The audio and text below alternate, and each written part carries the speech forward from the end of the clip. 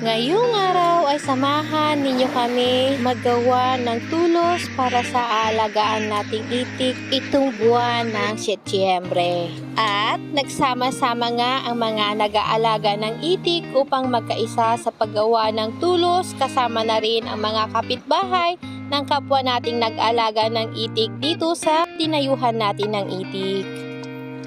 At nagpapasalamat tayo sa taos-puso nilang pagtulong sa paggawa ng ating tulos para sa alagaan nating sihong. Kailangan na kasi nating magpanibago ng tulos dahil yung iba nating tulos na ginagamit sa ngayon ay putol na rin at putput na rin ang tusok niya.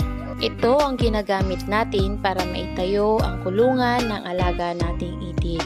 At habang ginagawa nila ang ating tulos para sa darating na pag-aalaga natin ng seho ay hindi nawawala ang kwentuhan at kulitan